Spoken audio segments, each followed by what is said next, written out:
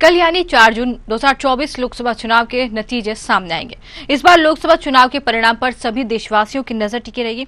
सभी राजनेताओं के दिल की धड़कन अभी से बढ़ी हुई है। साथ ही सभी दल और सभी नेता की ओर से जीत के दावे ठोके जा रहे हैं। इसी क्रम में असम राज्य के कैबिनेट मंत्री संजय किसान के साथ न्यूज आवर संवाददाता राजू गलवार ने चुनाव परिणाम के नतीजों को लेकर खास बातचीत की। आइए ग्राफिक्स के माध्यम से देखते हैं मंत्री ने क्या कहा, क्या क्या बातें की और फिर सुनते हैं मंत्री ने जो कुछ कहा।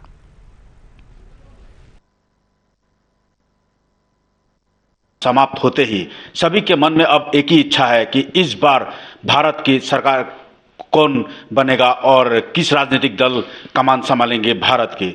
और जैसे कि इस बार भी भारत में जो लोकसभा चुनाव का मतदान का अंतिम चरण समाप्त हुआ है और सभी के मन में अब एक इच्छा है और इसी के दौरान आने वाले फैसला जो 4 जून को अंतिम जो फैसला आने वाला है और इसको लेकर हमारे साथ फिलहाल अभी मौजूद है असम प्रदेश के चाहे जनजातीय एवं आदिवासी कल्याण मंत्री और साथ ही श्रम मंत्री तिनसुकिया के विधायक संजय किसान जी।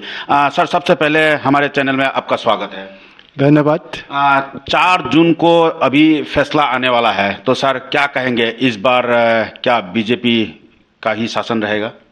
100% रहेगा। पूरे भारत में माननीय प्रधानमंत्री की जरिए आज भारत क्षिप्रता से विश्व भर में जो उन्नति की ओर आगे बढ़ रहा है, पूरे विश्व में भारत की चर्चा हो रही है और हर एक राज्य में जिस ढंग से उन्नयन का काम हो रहा है और खास करके आसाम को देखें तो कांग्रेस ने काफ़ी साल राजत्व करने के बावजूद उन लोगों ने आसाम की जिस ढंग से डेवलप का काम करना चाहिए था, विभिन्न जाति जनगोष्ठी के साथ समन्वय के जरिए आगे जाने की जो परिवेश करना था वो कर नहीं पाए कांग्रेस ने। और उसी के कारण पिछले 10 साल के भीतर भारतीय जनता पार्टी की सरकार ने जिस ढंग से सभी जाति जनगोष्ठी को साथ में लेते हुए समन्वय के जरिए, एकता के जरिए उन्नति की ओर जिस ढंग से हम आगे बढ़ने सके हैं और उसके कारण ही पूरे विश्वास के साथ हर जाति जनगोष्ठी, हर धर्म में लोग इस बार एकता होकर के भारतीय जनता पार्टी के पक्ष में वोटदान किए हैं। और उसी के कारण पूरे भारतवर्ष के साथ, पूरे नॉर्थ ईस्ट के साथ हम आसाम में भी भारी मात्रा से हम लोग जीतेंगे। और हम लोग जो बोल रहे थे कि हम लोग 12 सीट जीतेंगे, 12 सीट ही जीतेंगे और इसमें भी कोई चमत्कार हो सकता है। जी सर, विपक्ष तो कह रहा है कि इस बार तीसरी बार मोदी जी को प्रधानमंत्री बनने हम नहीं देंगे। वो लोग का सपना ही रह जाएगा। आप मेरे को बोलिए कि कांग्रेस का मुद्दा क्या है? कांग्रेस का अगर जीत भी जाते हैं तो वो लोग का प्रधानमंत्री कौन है? ऐसा सवाल अभी कांग्रेस का हाथ में है नहीं। और उसी के कारण दुर्भाग्यपूर्ण इतना एक राजनीति दल आज वो डिब्रूगढ़ लोकसभा में वो प्रार्थी दे नहीं पाए। पिछले विधानसभा का जो इलेक्शन था उसमें वो अपना प्रार्थी खड़ा कर नहीं पाए। तो ऐसा हालत है कांग्रेस का और पूरे भारत में ही वो लोग का ऐसा हालत है।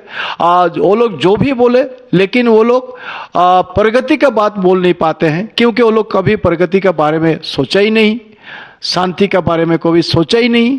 वो लोग केवल शोषण के जरिए राजनीति किए, आदमी को विभिन्न जाति जनगोष्ठी के बीच अपना बंटवारा ला करके राजनीति किए, भेदभाव ला करके राजनीति किए और उसी के कारण उनका अभी कोई सुन नहीं रहा है। हर एक राज्य में उनको अभी भागना पड़ रहा है और मेरा पूरा विश्वास है कि उसी के कारण भाजपा इस बार 400 पार की जो बात बोले थे वो हम लोग कामयाब होंगे और इस बार 400 पार हम लोग कल परसों ये प्रमाण हो जाएगा। जी, और एक कांग्रेस के द्वारा कहा जा रहा है कि भाजपा लगातार एक नारा दे रही थी, जो इसने आपने अभी कहा कि 400 पार, अभी 4 जून को यह नारा होगा बेकार? 100% रहेगा, 400 पार ही होंगे। देखिए आप एग्जिट पोल देख लीजिए, हर एक मतलब न्यूज चैनल ने यही बात को समर्थन कर रहा है और जितना जितना हम लोग नज़दीक आ रहे हैं उतना उतना ये एग्जिट पोल हमें पॉजिटिव बताया जा रहा है हर भारतीय जनता पार्टी के पक्ष में। तो ये बात सच है कि अभी प्रगति के ओर देखते हुए हर आदमी इस बार भारतीय जनता पार्टी के समक्ष वोट प्रदान किए हैं। और जिस ढंग से अभी हर एक राज्य पे जो प्रगति हो रहा है तो मोदी जी के कारण ही हो रहा है। पिछले बार जो कांग्रेस का सरकार था तो उस समय पे केंद्र सरकार से जिस ढंग से एक एक राज्य को जिस ढंग से सहयोग होना चाहिए था, जिस ढंग से उन्नति के लिए वहाँ से बहुत कुछ मतलब फांड आने को था, ऐसा कुछ हुआ नहीं, जिसके कारण नॉर्थ ईस्ट के साथ असम भी बहुत पीछे चले गए।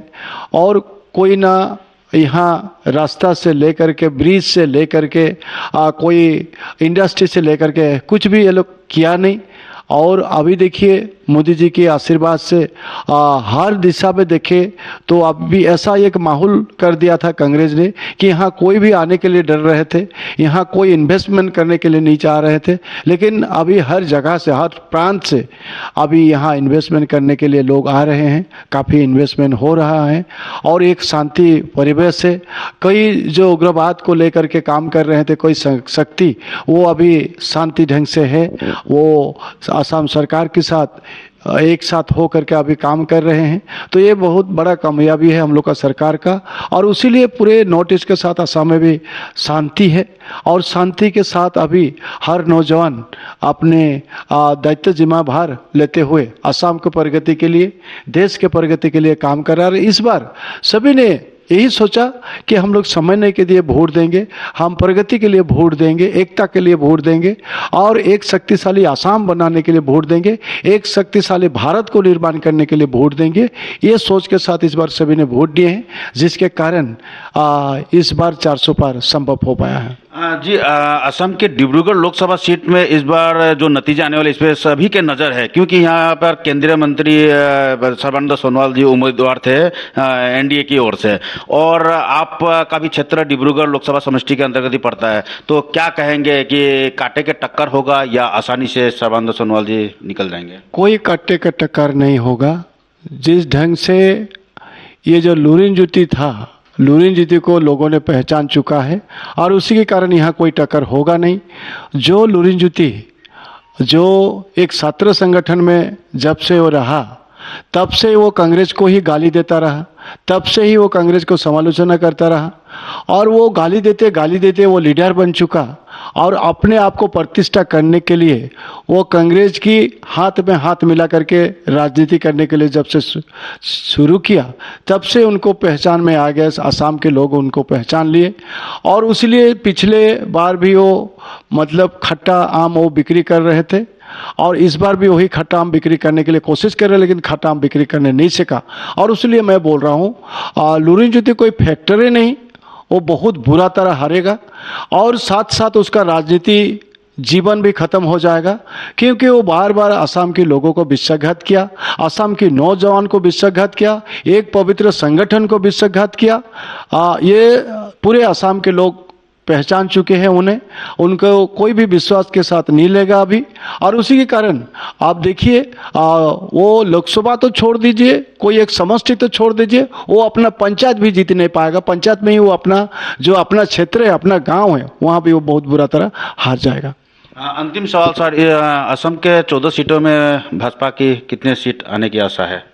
हम लोग पहले से बोल चुके थे और अभी एग्जिट पोल भी बता रहा है कि 12 सीट हम लोग का तय है और कोई एक सीट भी कोई चमत्कार हो सकता है। जी, ये थे हमारे साथ असम प्रदेश के मंत्री संजय किसान जी और तिनसुकिया के विधायक संजय किसान जी। और जिस तरह से वो 4 जून को आने वाले फैसले के ऊपर में काफ़ी आशाएं हैं उनको, इस बार जो नारा था भाजपा की ओर से 400 पार, ये मुमकिन हो सकता है। और 4 जून को ही ये सभी के जुबान में रहेगा कि आखिर जिस तरह से 400 पार का नारा दिया गया था उसमें कामयाब होने में वो सफल हुए हैं। धन्यवाद। असम तिनसुकिया से मैं राजू कलवार, न्यूज़ आवर।